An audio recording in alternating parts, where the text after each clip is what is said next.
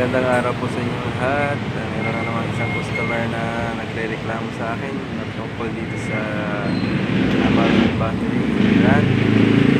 Sabi kasi nila ng silver nito, maabot daw ng 4 years. Pero sad to say po, sabi ng customer, 1 year and 9 months na po nila nagamit. Bumibigay na po. Sinukukan ko po ditong tester.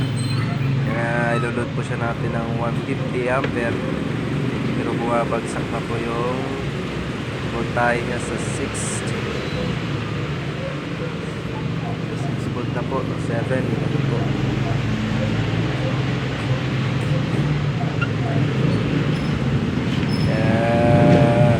Sabi nung seller sa akin ay customer, kala nila makakapilid sila dito sa Amarok, kaso lang 1 year and 9 months lang po ang inabot.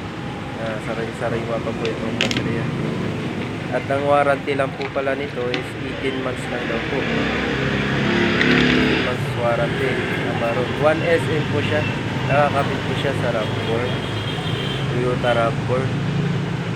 Ngayon po, tinisting ko po kung ano ang gravity ng baterya para po matingnan ko kung merong loose connection o internal connection. Yan nga po, yan po, yan, fully charged po yan pag nasa white level. Yan, pag nasa white level po, fully charged po yan. And then pagdating po sa number 4 na cell, number 4 na cell, nasa ano po siya, 1100, nasa pula po siya, nasa red level po siya. Yan, white level po, fully charge. Yan, loss of water na, ito konti na lang yung tubig.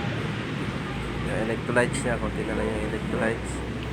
Balik po tayo sa number 4. Ayan, nasa red level po siya. Red level po ang water, electrolytes. Yan po ang patay na butas. Pagkaganyan po, patay na butas.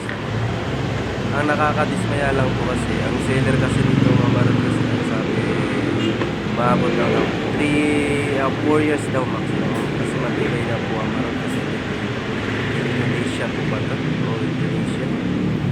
Kaso lang po, yun nga, nadismaya nila. 2 beses na po nilang na-encounter yan, Amarok. Sa pick up nila, Amarok, tumagal ng 2 taon. Sabi naman 4 years, 2 taon lang din. Tapos subukan din nila sa RAV4 nila, ganun din po ang nangyayari. Hindi din po tumagal ng 4 na taon na sinasabi ng seller.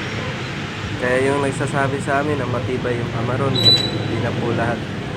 Hindi na po siguro masasabi matibay dahil dito. Kaya mas mainam po talaga kay Motolite or Motolite na lang po gagamitin kasi pagdating sa